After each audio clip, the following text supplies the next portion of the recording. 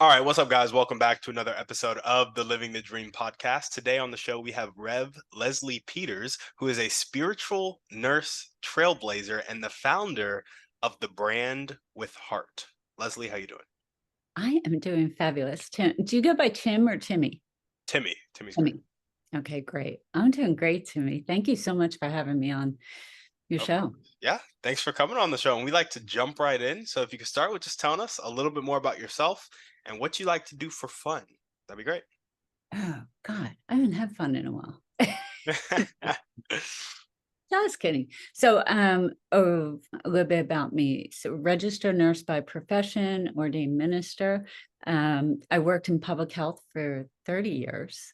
Um, and 15 of those years, the last 15 were spent in some of the poorest zip codes in Philly. I did home care with at-risk pregnant moms and absolutely loved that job. Um, and I excelled at it. It was really good. It was fun. It was so fun that we got paid per client. I never knew how much I made till the end of the year because I Mm, didn't even care. It was just it filled my heart so much. I loved it. But around two, I'd always my entire life listened to my intuition over my head.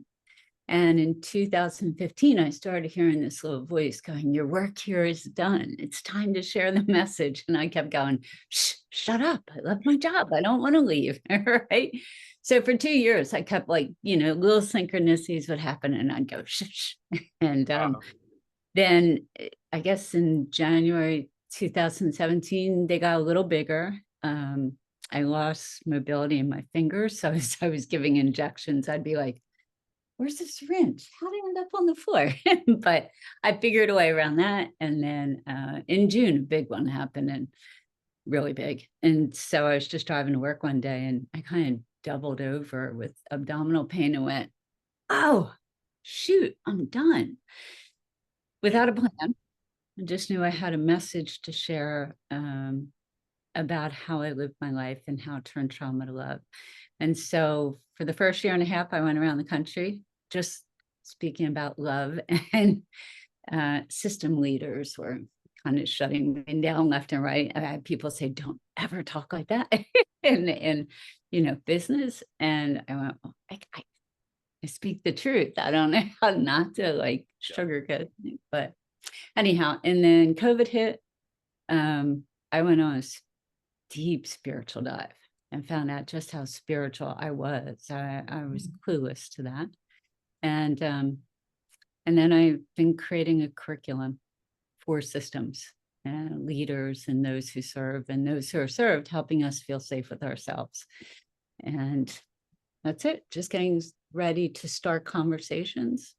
And the conversations I want to start are it's creating a safe space to curate conversations where we make the comfortable, no, we make the uncomfortable comfortable. You Mm, know, there's a lot going on in the world nowadays, and I don't do social media a lot, but I don't hear people in everyday life really talking about it. yeah. And I learned the only way to turn a negative into a positive is you first have to address the negative. And then once you talk about it, then you can shift it to whatever you want to perceive it to be. So that's what I'm going to be working on next. I gotcha. I gotcha. Well, that's awesome. And so, registered nurse, ordained minister, and you got the feeling of like, I need to go share the message when you doubled over in stomach pain. You knew That's that it. that was a So message of what you needed to do. I knew my whole life, it was really hard to share my story because for most of my life, I see now how I walk through the world, I think spiritually awake, but asleep to the fact I was spiritually awake. It was really smart. I was really productive. I got things done. I mean, I got things done all the time and was successful. Went to college twice, but everything was kind of like, yeah, that's fine. It's great. I love it. It was just it appeared to be very easy out in the world. At home, a little different story, but out in the world, the world was my home and strangers were my family.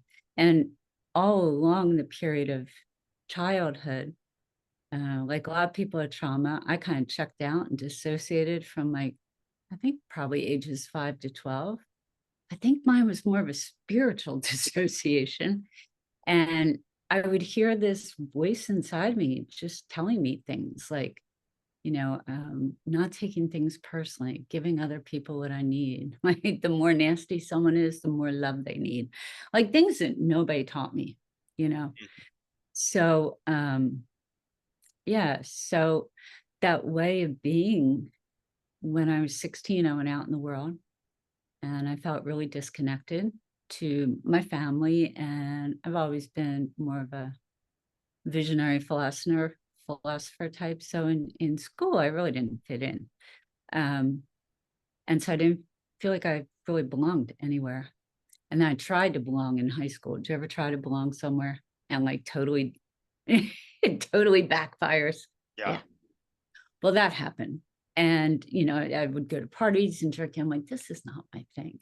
And then I felt disconnected to me. So then life was really bad because I didn't even feel connected to myself. And I knew by the age of 16 that either I had to change or end. It was one of the two options. And so I chose to change my life. And I'm getting to your question. It's just rather long. You're asking what message, right? so so I went out in the world and I knew I needed to be seen, accepted for who I was. I needed to feel loved. And I didn't know how to get that from the world. So I just decided to give it.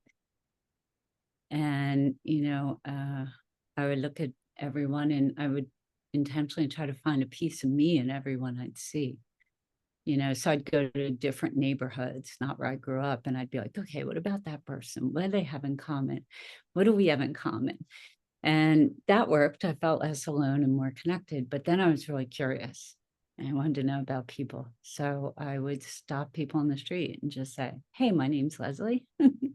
I struggle with this. What about you? Long story short, it led to a lifetime of very deep, intimate connection with strangers on a 10, 15 minutes. But like, I don't know if you've ever experienced like a true heart to heart connection where it's palpable in the heart. You can feel the energy. Um, I had those every day of my life till COVID, along with hugging everyone. And so I see now that what I do is I tapped into the energy of the collective and heart and brain coherence. And so it kept all like any long-term consequences of trauma, the physical and emotional ones and mental, it kept them at bay, dormant. And yeah, it was kind of amazing. It was kind of really amazing. But throughout there were a lot of ways I learned to perceive the world, that everything that happened to me is a gift. It always has been, like sexual abuse. Thank you. It was a gift. Look what came out of it. You broke into my car. Thank you. Yeah.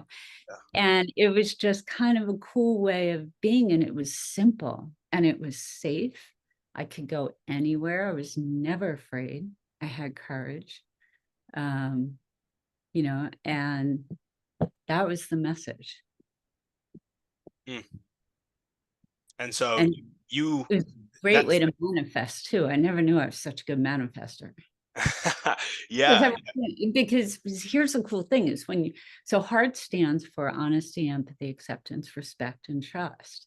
And the way that came about, because people had asked me like, wow, here's the cool thing about authenticity. Very few people do it. So when other people are confronted with authenticity, they think it's such a gift and amazing. And so all my life, the validation was amazing, but I would have these conversations, people would be like, wow, thank you, what a gift. And I'd walk away, no lie, and go, what the hell are they talking about? Like what, or I'd say things and I go, what I just say that like yeah. changed your life. And I realized now I was probably channeling, right? But it is a gift from me now, but if I get my dream to come true, it won't be a gift for me because we all have that same gift. If we're willing, it's, you know, what I saw the best people because they saw the best in me. And then I made the mistake though my whole life of going, why can't people see? I don't understand why people are angry and frustrated. Why can't they see what I see? And I guess I said that so many years that in 2018, when I went on a spiritual dive, I fell from grace and I learned why so many people are angry and frustrated and scared. So, yeah, it's been a rough couple of years. It has certainly not been like the most of my life, but I gotcha. So, from what I'm hearing, the message started at 16, and it started when you decided to give what you were seeking. Is that right? to give what I needed. That was the Yes. first one. Yeah. And the very first one was like at age 2, I remember. And it was one of the few things I remember about childhood is I was always put my hand on my heart and go like, I'd call it rubber band breathing, where I'd start from like my feet and breathe all the way up to my head and back down again. And I'd go like, the world's a loving, accepting place. The world's a loving, accepting place. And I'm looking back going, holy crap, I use visioning, NLP, all that stuff. And back. Yeah. I was guided though, right? And I never knew why though. Why was I guided? And then a couple of years ago, I uncovered a few near-death experiences I had in childhood, and the first one was age 2, and I'm like, that's why I was guided. I had a little extra help to learn how to do this so I could teach others. Yeah. I gotcha.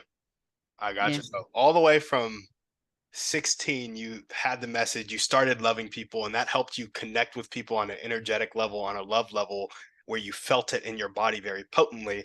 And then just recently, you had the stomach turning over. What was that, 2015?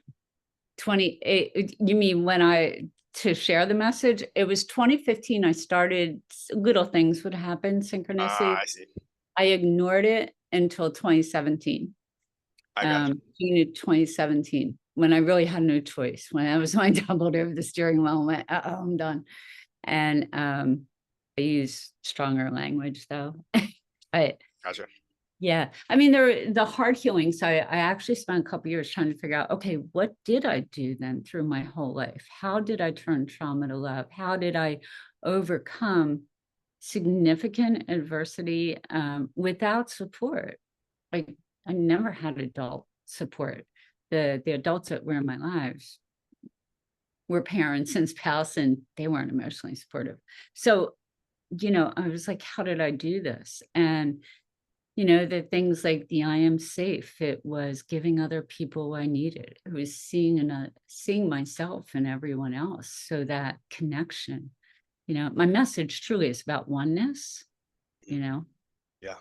And when I left work in 2017, I don't know if the science had come out yet about it, but now I see how there's an evidence base theory or principle behind every one of the heart healings, the dozen or so that I used throughout my life.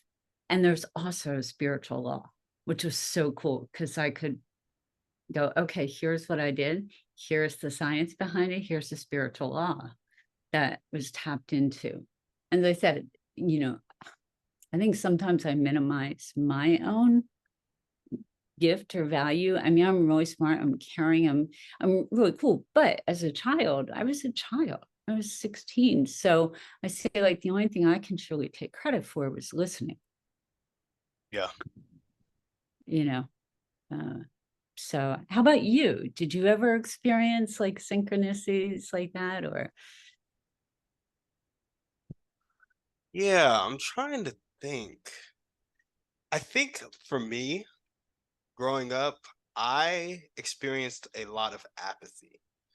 And Mhm. so you said you blocked out ages like 5 to 12, I think. Yeah. I probably blocked out ages 5 to like 16. Like I don't really remember anything that happened before 16. And from Yeah. 16 to 18, I remember being really 16 to 19. I was a very, very angry person. Yeah. And I was so angry because I was stuck in the victim mindset. But then I started to learn about God, started to learn about love, and started to see how people in the world actually loved each other. And I was like, I'm doing something not right, and I don't want to be doing it not right anymore. I want to start doing it right. And that's when I really flip flopped and chose to understand how much I'm loved, so that it empowers me to love others. Yeah. And that's when that like it's almost just a like commitment to people that shows up in my life. And so I would say I still have trouble like feeling it in my body. I'm getting a little better at it, but I still have trouble like really feeling it in my body. But it's more out of a like obedience and principle that I have a huge commitment to loving people and showing up in their lives. And then every now and then you have the opportunity where you've been loving somebody for a year and a half, and you get to show up in a really big way. And I think in those really big ways, when they really need me, that's when I share those moments where I feel that synchronicity. But I Yeah. think I haven't gotten good at noticing the small moments of synchronicity in life. Yeah. I probably didn't notice them either before. I mean, so much has happened since I left, really since 2018. Because when COVID, well, that was actually before COVID. I think what sparked me to go on to that deep spiritual dive was when I left work and started taking different business courses, people are like, okay, well, who are you angry? I'm like, no, no, no, my past was amazing. It's actually my message. They're like, who are you angry? And I'm like, okay, I was trying to figure out, maybe I am angry. I'm taking pillows, hitting them against walls, going, and I'm laughing, going, shoot, no, not angry. Like, and so one of the things, though, my whole life, I'd always, to this day, I still wake up and I wake up in the morning and I remember like the demographics of who I am, but that's it. Like, it's what I do yesterday, which is one of the challenges. Or like, what's your elevator speech? I'm like, well, on today, it's this. I don't know what's going to be tomorrow, but um, I figured that was trauma. Some trauma happened. So I wanted to learn about it. And I tried this one practice where with your dominant hand, you write a question from your adult self, and then you allow the non-dominant hand to answer. And that's supposed to be like, your inner child. Yeah. And I'm not ambidextrous, but you can kind of tell what it's writing. And so I'm like really curious and a scientist. I wanted to prove this wrong. It is evidence-based. I forget whose theory it is, but it is evidence-based. And so I was telling my mind was telling my non-dominant hand to write an answer, and it didn't do it. I was so upset. But the question I asked was, why do I wake up like this every morning? And so my non-dominant hand started to write the word hate. And I'm like, oh, this is good. Who do I hate? I'm thinking, what happened? And so I said, with my dominant hand, who do we hate? And my non-dominant hand started to write my name. And I went, oh, crap, I got work to do. Like, I hate myself. And I didn't know. So basically, I started writing to my younger self and went on, I guess, I don't know, some really cool writings. And I tapped into being able to hypnotize myself, I guess. Bottom line is, I hated myself because when I was with my family, I hid myself. Like, they always said I was too much and all this. And so I played down not to upset them. And so that was the thing that was really confusing, because it was like out in the world, I wore no armor. I went like, here I am, like me or not, this is me. And life went really well. And at home, when I had the, kind of dimmed down, um, life wasn't horrible, but it certainly did not. It was probably the sabotage. Like, if I had just spent my whole life without the armor, I could see if I had wanted millions, like, I wanted connection. So I got more than that and more than I ever could have imagined. But if I'd wanted millions, it it would have flowed to, Yeah. yeah. And yeah, so that was an eye opener for me. And it wasn't trauma. The reason I wake up like this, I learned I had head trauma at age 2 and traumatic brain injury and stuff. So that was just kind of residual. Um, but the way I always thank my parents, because the way I was out in the world, you had said something about knowing you're loved. And I didn't realize by doing this at the age 16 that I would become love, Mhm. right? And the funny thing is, when you become love, being loved really isn't that important because your heart's so full. And, it was, and yes, it's nice to be loved, right? But when you connect with people every day, there's an exchange of love. I look at love as energy, right? I think we overthink things. Someone else gave me a great definition, listening with objectivity and vulnerability to empower. And I love that. Like, I think we need to redefine a lot of things, and love is one of them, Yeah. you know? Yeah. Because love's an energy. And like love, it's kind of like I couldn't shut part of my heart down. I couldn't shut my heart down at home with my family and then open it in the world and get the full benefit of authenticity and flow and manifestation in every aspect of life. The same way, I don't think we can just close our heart to loving certain people. If you're love, you're love, and in COVID, it was funny when, I don't know, do you live alone, or during COVID, did you live alone? I quarantined with my girlfriend's family during COVID. Okay. Ooh, what was it? Okay, I'll say a sentence and tell me that was like. But I found myself in the middle of COVID. I live alone. Just I remember when I go, oh my God, I just need to love. And I caught myself. I'm like, oh wow, that's kind of cool. That was the first time I'd ever really realized that it- being loved to me was more valuable than being loved Yeah. because it constantly filling your heart. So what was that experience like for you now to shift? So Yeah. That was a rough one, I won't lie. It was kind of a clashing of cultures. So obviously I'm a young black guy. She is comes and my family was like lower middle class growing up, probably. Like we had 6 kids in the house, didn't always have enough. And then they're like white family, upper middle class. And so the cultures clashed a lot, but I was in their house and I yeah, had gotten this was at a point in my life where I had gotten really good at retreating into myself and being apathetic. I was coming out of that. But yeah, in this environment, I almost had to go back into it because I didn't feel like I could be myself because it didn't feel like an unconditional circumstance.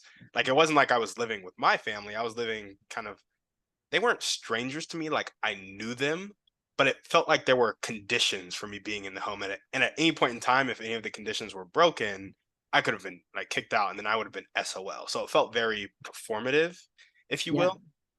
And so that was just hard because there were some times where they were going to do stuff and I'd be like, wow, I would never do this ever in my life. Ever.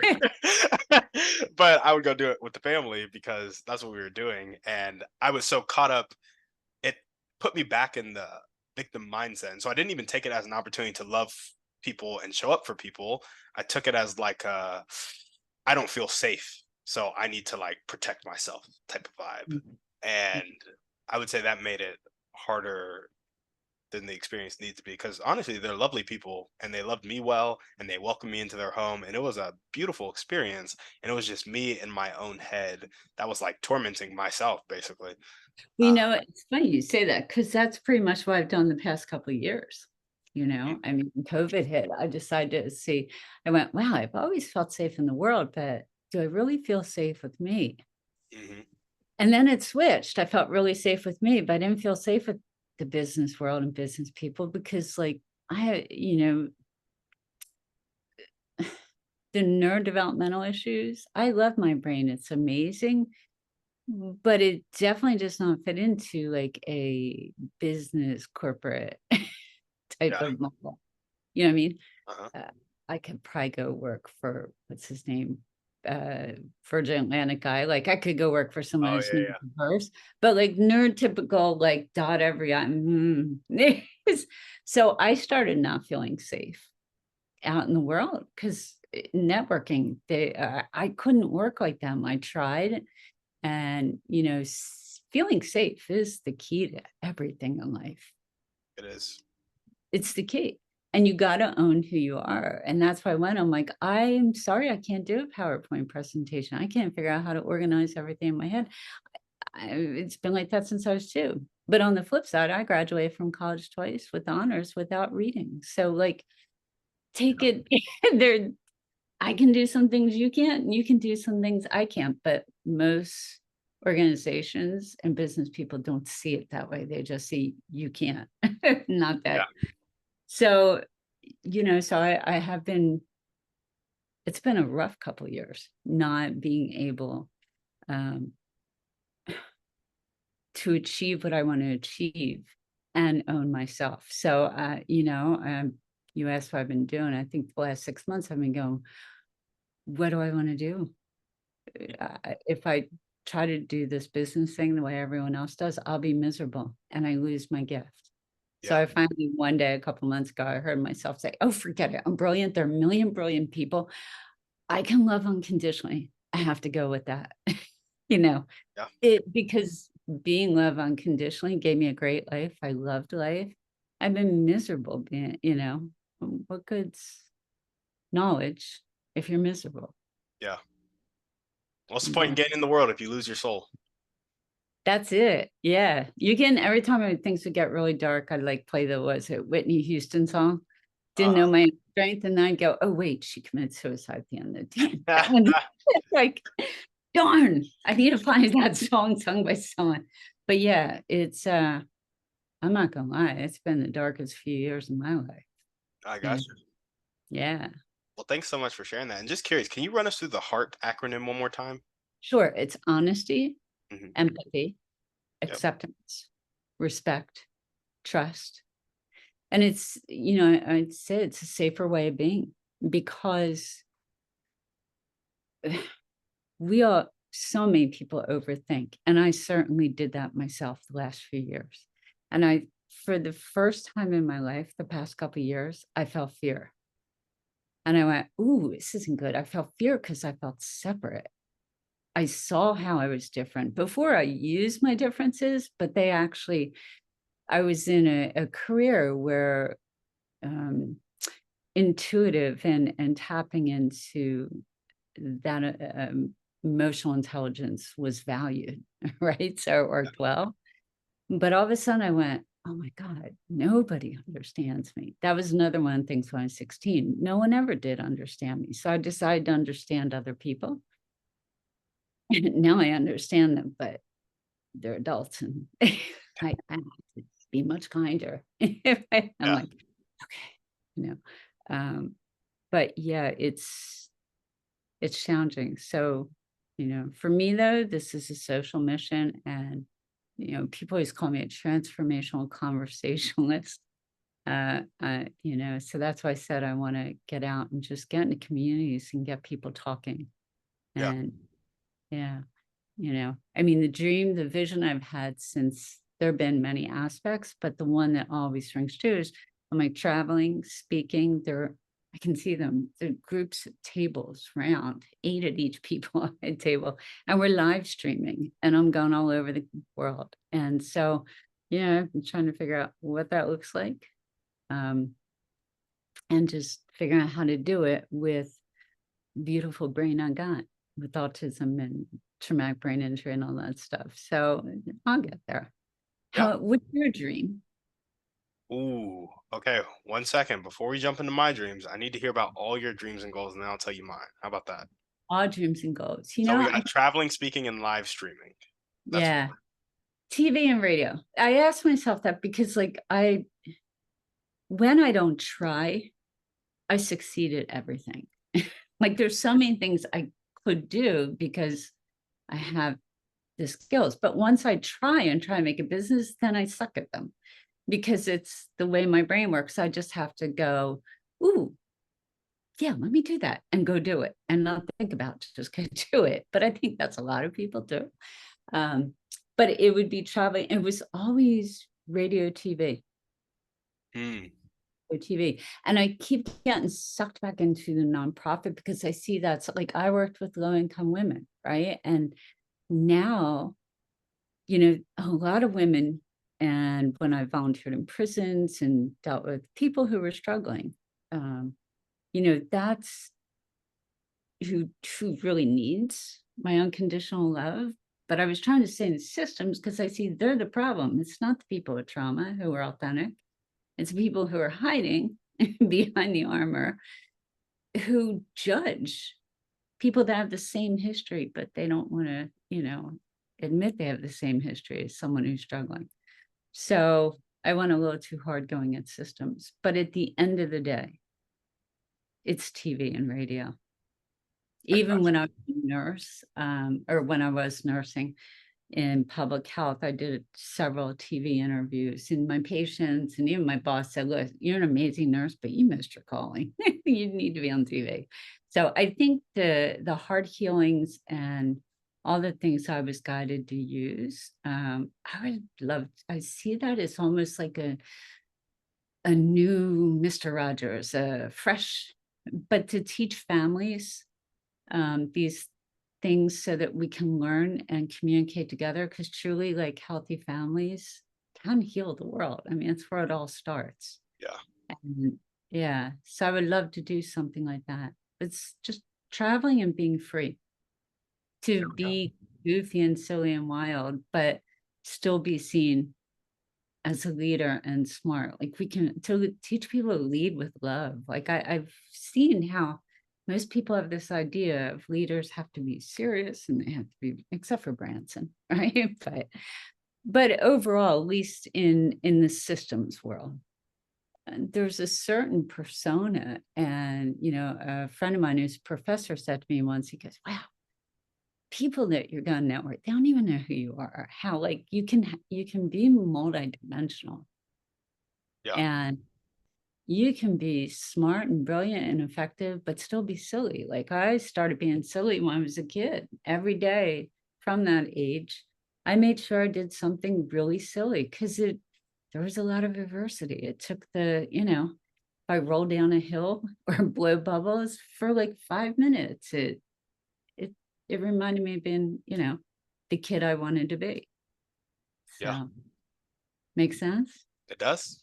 It does. Makes perfect sense. Sounds like I you have some talk show ideas or some TV show ideas you need to pitch to some people. I know. Well, here's the thing, getting them on paper.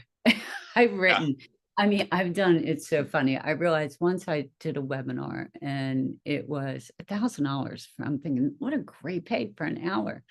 I stopped count at 150 hours on trying to put a PowerPoint together.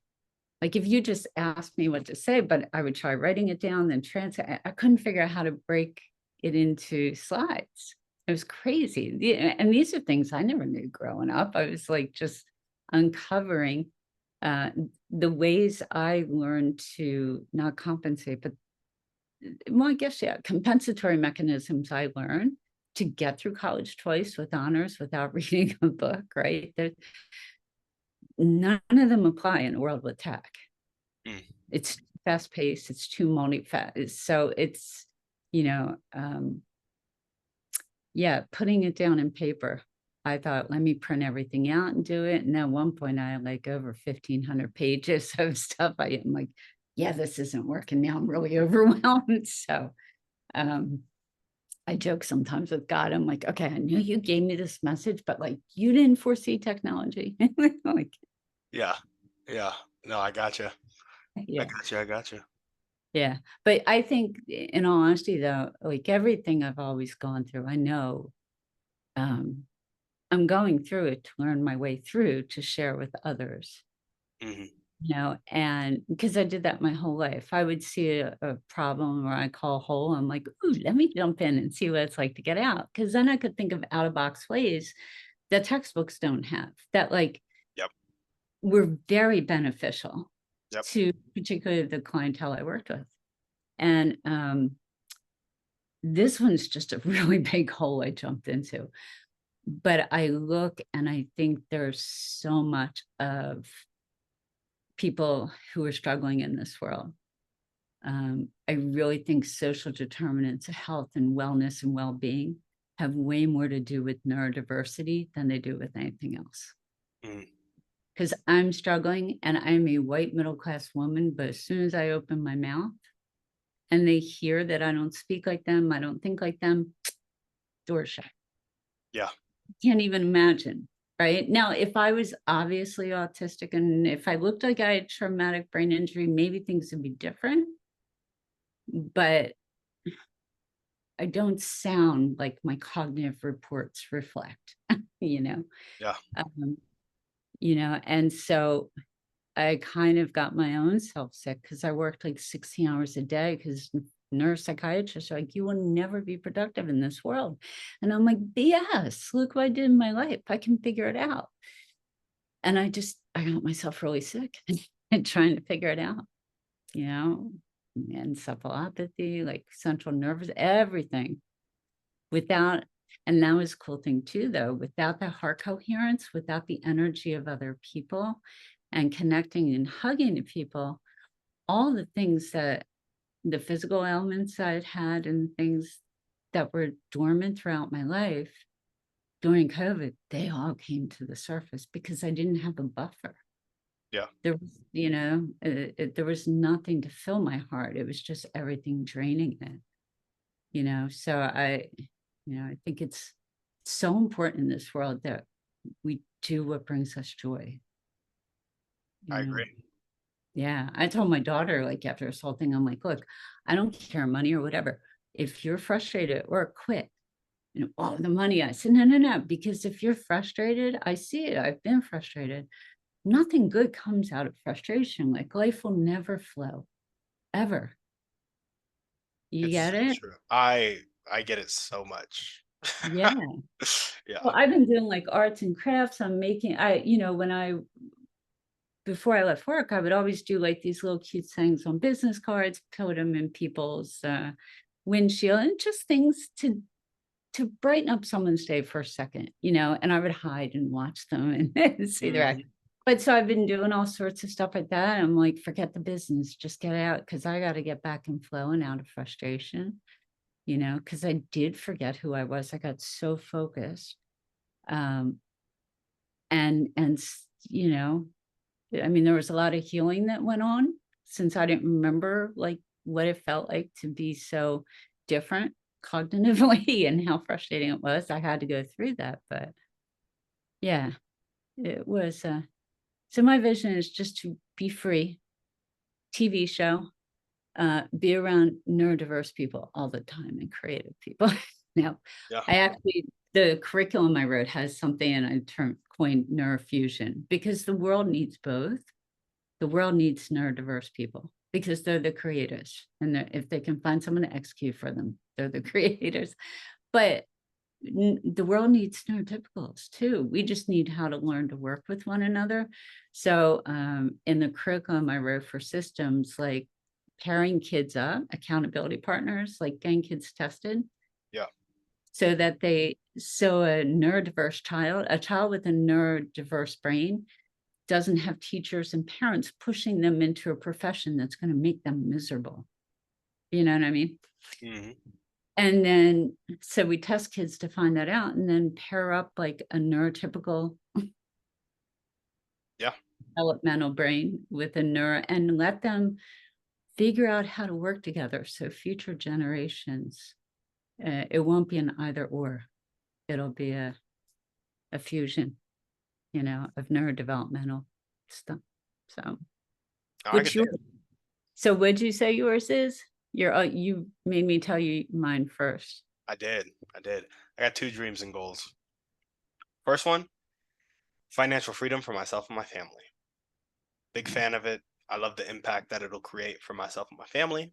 Um, I'm happy to provide my parents and my siblings with that life.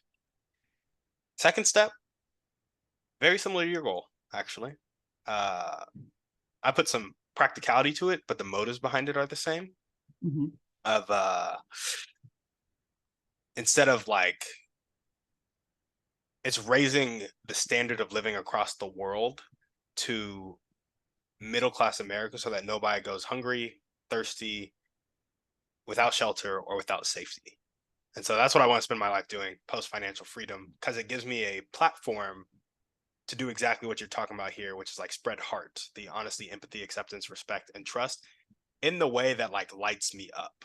Like I like meeting people in adversity and then having the resources, the time, and the energy to walk through that with them towards where they want to be. Yeah. Yeah. I think it's so funny. I look at the systems and I really, and it was funny.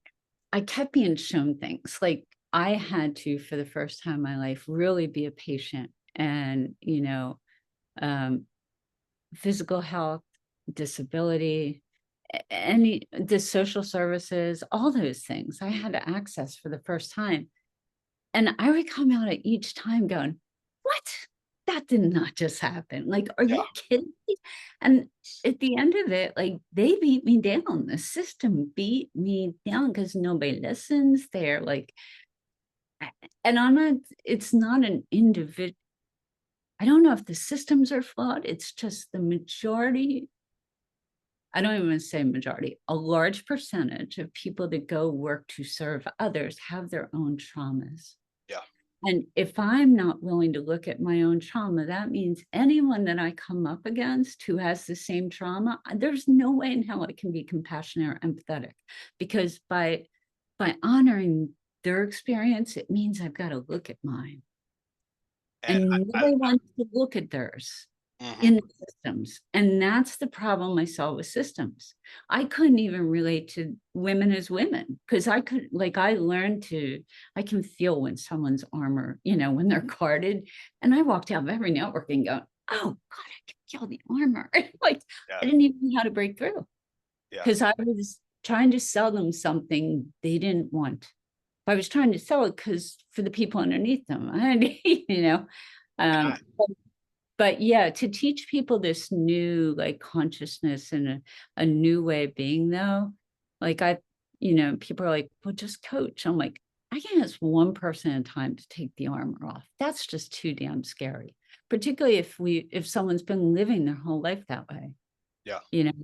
And that's why I went, we've got to do this together. This is an us mission, Yeah. you know.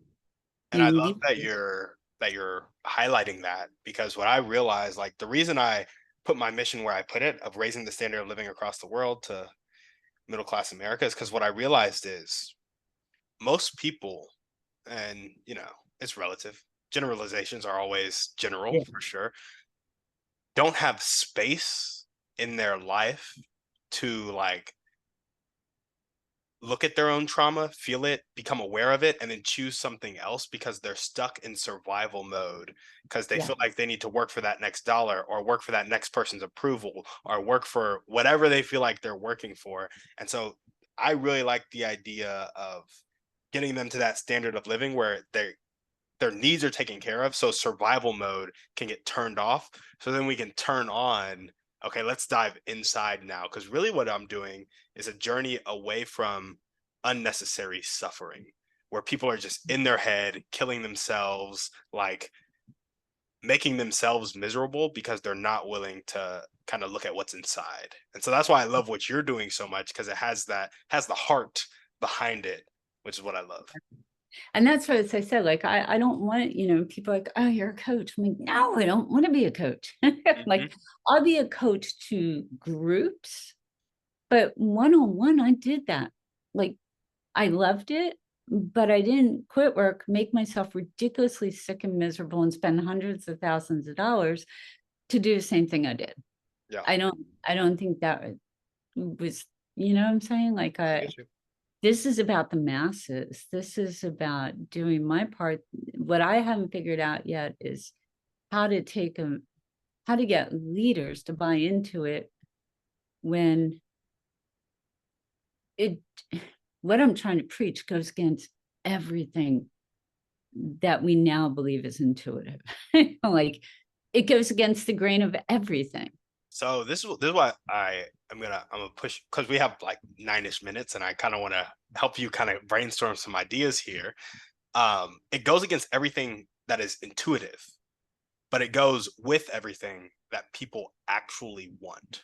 Yes. So what I love about you asking that question, how can I get leaders to resonate with this? How can I get leaders to vibe with this? It's like you have to pierce that armor, because that armor is like saying, oh, this isn't intuitive, this isn't intuitive, but their heart, which is behind the armor, is saying, I really want that, I really want that. And so when you learn how to pierce that armor to get to their heart, people are going to like flock to your message.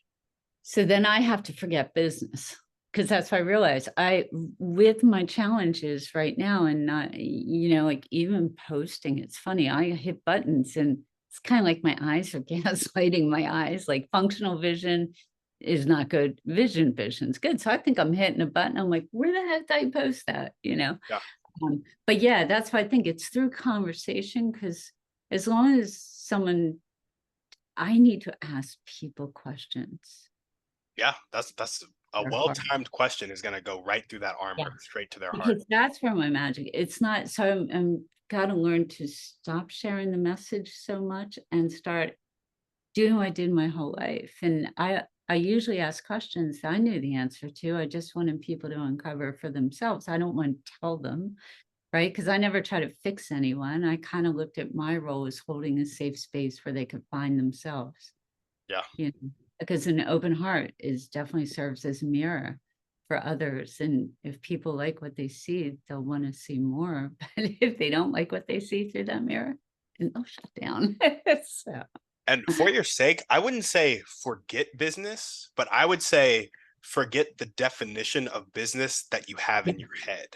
I've got to do business my way, like everything. Yes. Because Yeah. it's like you're gonna I'll, have to talk to people, like you're gonna have to market, but your marketing may not have to look like what all the gurus are telling you it has to look like. But like you, if you were to go up to two people right now and strike a conversation with them, and it was around spreading heart, mhm. that would be marketing. That would be advertising. Like that is the act of doing it. So the question is, how can you market in a way that feels good to you, that puts you in flow, and also lets you have the conversations with people? And whatever that way is, that's the way you need to pursue. Yeah. Well, that's why I think that's why I've been doing this phase of taking people and experience of living with heart, right? Because even when I do talks, people listen and they're really inspired, but it is so different from the quote unquote norm that I'm like, I need to give people an experience of this. So I need to go into the streets and I need to like, you know, even if I have to, I'm a heart math practitioner, which is heart coherence, get one of the things and show them their heart rate variability before and after a hug. And, just really, I've been looking to companies to do that with, but I don't think that's going to happen. So Have you ever thought about like luxury corporate retreat vibes? Like, is that something that would flow with you? absolutely. I'm a holistic. I mean, I've got the whole gamut of holistic healing. So yeah, I am a facilitator. I do facilitating, energy healer. That was a gift I never knew I had that's really strong. Like I Yeah. surprise myself when I go out and do it. I'm like, whoa, I did it. It's like 5 minutes and someone's like, it's gone. Oh my God, that's so cool. But yeah, I'll get there. Like as I said, the last 2 years, I really did number on my health. Yeah. Really did number. And I'm talking months and months. I was traveling cross country. I was doing it. And so I didn't get out of bed for a good couple months. I just really fried everything. Yeah. So yeah, I'm just, you know, going to do my thing with the general public and go out. One of my favorite things I just started doing, I was bored one day. I was walking past and I saw landscaping rocks. So I grabbed a rock and I'm like, oh, you rock. So now I just, I found a place. I buy all these landscape rocks and just a little love sticker and you rock. I have to get heart stickers. That's what I should probably do. Um, and just hand them out to people. That stuff brings me joy, so much Mhm. joy. Mhm. I like, yeah. There's so much hypocrisy in this world. And, that was another one of those heart healings. Say what you mean and mean what you say. And this world is so not like that, you know? Yeah. Yeah. I'm like, oh God, I'd rather have a nasty, like, I remember people would say to me, "Well, what if my real self isn't very nice?" I said, oh, I, I doubt it's not nice, but let's just say it's not nice. Just be the best not nice you can be, you know, Uh-huh. because if you're in joy, then you'll turn nice. But yeah, it's just I think for everybody, not just for me, like if I know what I'm dealing with, even if you're toxic, it doesn't matter how wonderful or not wonderful somebody is. If I know what I'm dealing with, I know how to deal with it. But if I come and they're playing all these games, and I don't know I don't know where they stand. Like, I lived my whole life that way with an ex-husband and who were addicts, you know what I mean? It's like, it's very confusing. So I think if for same mission for us too, if we can just start telling the truth a little bit, being honest about our feelings. Yeah. You know? And if we don't want to share, have the courage to say, I don't want to, I don't feel comfortable sharing. I can't tell you how many times I've asked questions in the last couple of years, people in business, and they just ignore it. It's like, Yeah. just ignore it. And I'm like, have the courage to at least say, you don't want to answer that. Like, that's okay. I respect that. I you know, so yeah, that would be the truth, you know, just bring forth the truth and admit you don't want to own up. That's okay. There's nothing wrong with that, but just, yeah, we've got a lot of work ahead of us. We I do. think AI is going to help though, I think because I was getting really frustrated going, oh my God, nobody values the gifts I have. Love, like even like the energy healing, I see companies they always want volunteers, right? And then when I was really listening to what AI is going to do, I'm like, oh, this is scary. People are going to be killing for love in a year or two. Like, yeah, we're going to be like, no, we need human characteristics. Bring them back. uh-huh. So, yeah. No, for sure, for sure. Well, awesome. Um, I mean, we have about 2 minutes left. Is there anything else you want to chat about before we sign off? Um, yeah, if you had to fill in the sentence, I am blank, how would you fill that in? I am. I mean, first thing that came to my mind was loved and then love. Awesome. Yeah. And how about this one? Let me see. How would you define love? To it, that's my favorite question of all to ask people because like the answers come back so not truly what I believe, Mhm. what I've seen love to be. But if you had a kid, how would you define love to your child? I would tell them that love is a state of being. Mhm. And how I would then go on to describe that state of being. Um, I haven't come to a clear definition of that state of being yet. It would be I'd reference scripture. So I'd go, there's no greater love than this than to give up your life for your friends, right? So I'd be like, there's a sacrificial component to love, but there's also um, 1 Corinthians 13 talking about like love is patient and kind, it does not envy or boast. So in that sacrifice, it is not, when we say sacrifice, we associate pain with sacrifice, but it's more Yeah. of a sacrifice in service that you are happy to do because you Yeah. love this person so much. Well, and that's the key. That like I always define love because like it is about strangers and everyone. And like I love is I walk past and pick up trash. Someone said to me the other day, "You just picked up that trash." I'm like, I didn't even think about it. Like it's Yeah, just my house. You're littering my house, and so I'll yeah, pick up. But the thing with love is, I learned that to be healthily selfless. Got that? I don't even. I think I made up that word, but you have to be emotionally selfish, mm, right? yeah, So, and I taught my kids this. Actually, my kid taught me this one Christmas when they were young, we were buying gifts. I'm like, come on, we have to buy gifts. So I don't want to buy presents for so and so. And I'm like, okay, don't. Don't expect to get one back next year, though, right? Like it's yeah, got to be 50-50. But so I always tell people now, if you're in a really yucky mood and it would take a lot of effort for you to be kind, don't be unkind. Wait until you have enough that it just pours out and you don't even have to try to be kind or nice. yeah. Yeah. And yeah, so it's yeah. uh, Well, There we go. thank you. Yeah, we're Thank good. you, Leslie. I appreciate you. Yes. I appreciate you too, Timmy. What part of the country are you in? I'm in Austin, Texas. Love Austin. What about you? Like Where are you? Right now, I'm in California, Marina, right outside of Los Angeles, Marina del Rey. There we go. There we Yeah, go. And from this conversation, what are the 1 to 2 ways you're going to switch up how you do business so that you're more in flow? not worry about business. There we go. Yeah, if I, one way I did when I was coming up with services before I do like inner child work, where I actually teach people how to just communicate with their inners. But the conversations I did were the things I was having a hard time with because they were founded in love. And that's what people would tell me they made change. I can't believe you just wanted to know about me. And I thought if I charged, they're conditional. So I do them, but I ask for donations. And Mm, I'm toying with the idea doing a donation based for profit. Something a couple years ago told me to do that. And I'm like, going, I'm like, maybe what's worse, right? yeah. No, you could set it up for sure.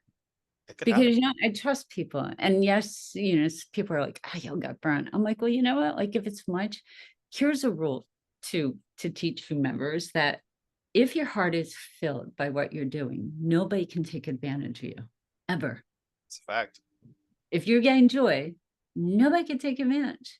So Yeah, and I've learned through my life, expect the best from people, they'll give you the best. As long as you're giving them your best, you for know. sure. So all right.